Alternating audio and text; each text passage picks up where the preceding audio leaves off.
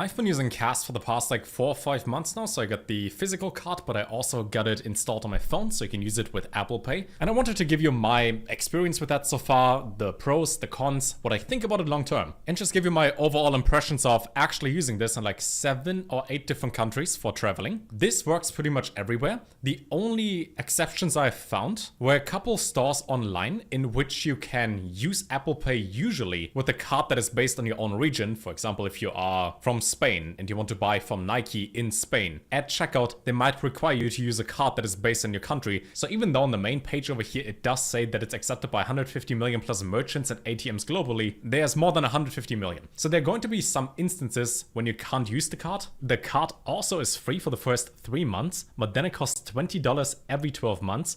If you spend $1,000 in the first 3 months though, you do get your annual fee of $20 removed, meaning you can simply spend using the card as regular without having any additional fees. Other negative thing is technically KYC, because it would be cool to have the card without KYC, but you know they do want your data. Now you don't have to get the physical card, you can use the virtual one in the app and use that to spend money online, whether it's the Google Pay, Apple Pay, or simply by using the virtual details of the card. But if you want the physical card, you do need to give them your address. When it comes to crypto, we all like to be anonymous. In that case though, you would use your real name, your real ID, and your real address to get the physical card. That's kind of the downside, but then again, nobody forces you to. It's like saying the downside of going to the cinema is that you have to be in a room with other people. That's just how it is. Now let's talk about the positive things. By the way, this is on their main website, which I think was kind of funny, that they say salary 21,000. What do we do? Shopping at Loro Piana and spending $8,000 at Soho House. All you do is you deposit any sort of stable coin on different chains that they have available, mostly Solana, and then you can take your money and give it to other people and they don't ask you anything. This just works. They also say that more tokens and stablecoins will come soon to the app. So far, I don't mind using just USDT or USDC. The first thing that I kind of messed up was that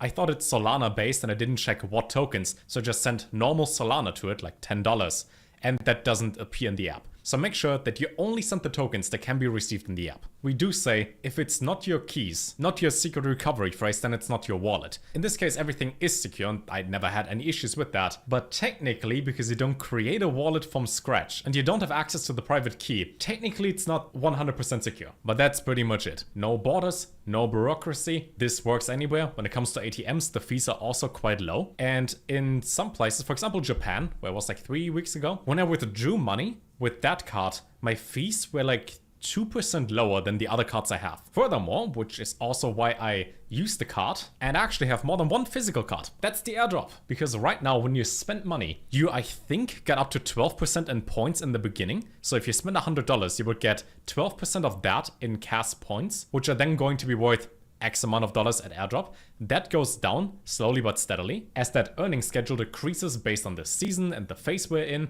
but that is going to go on until past 2030. So whenever you start using it, you do get a bunch of points. In the app right now, I do have almost 18,000 points, where it says valued up to $1,250. Just by using the card, and I spent about 1,500 on it, that all the money spent was technically free.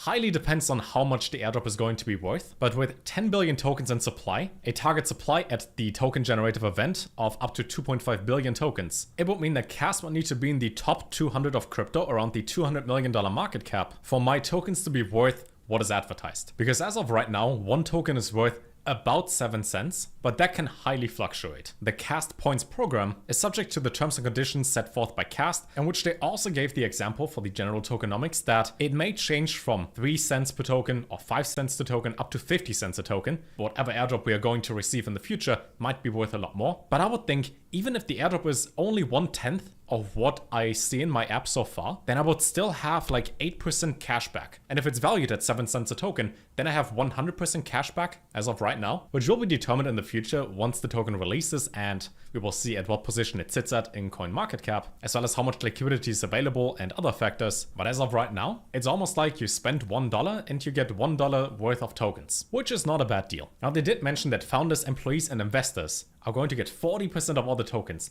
which is quite a lot because it doesn't tell you exactly how much the founder gets and how much the employees are going to get. but we do know that founders and employees have a 3-year vest post lockup after TGE. The group is locked for at least 6 months, and investors have a vesting schedule that does vary, but can't unlock before 6 months passed after TGE. So in case you would think, okay, I hate the team, I don't trust any of them, I just want my money, you can, because they don't sell any tokens, they don't have access to that. So the moment TGE comes out and you simply want money immediately, you could just sell your tokens. They do focus on the long-term growth though, as you can either convert points to tokens immediately, but forego 50% of all the points. So if you would get $500 evaluated in the app, you would only receive 250 at TGE if you want to sell it right away. Or the other option, convert a quarter immediately, and the rest of the points convert monthly over 24 months. That highly depends on, do you think a crypto card that works globally, that is definitely underrated when it comes to the amount of followers and the amount of engagement they get, that works without issues and is only 1 year old since, I think yesterday, in which they talked about the anniversary that they've been celebrating, do you think this one has a future? If the answer is no, sell the tokens, delete your app, done. But if the answer is yes, then you might as well convert a quarter, so you get some money from it, which is still insane for the amount of cashback that you receive, and have a product that is actually useful. So many things in crypto, they're all garbage. Looking at you, Mantra. Looking at you right there. Lots of these have ideas. Most of them are just valued based on the idea, but they don't have a working product. And this works. So to sum it up, at the end of the video, if you've been thinking about getting a crypto card, which by the way, this is free to set up, you can use the virtual card without any fees. Even says it right there for the Solana card, for example, it's virtual only, but it's free. And you don't mind going through KYC, this might be something for you. All I can say is personally, when I travel, this is awesome. And your cashback is in the form of points, which might potentially, giant disclaimer, potentially, could be worth a whole bunch of money. 4 years ago in the last bull run, when Ethereum name service came out, they gave people an airdrop where it was worth $70 per token. My airdrop was worth $8,000. Now Kast gives you an evaluation based on 7 cents per token in the app. Let's say it would go to $1.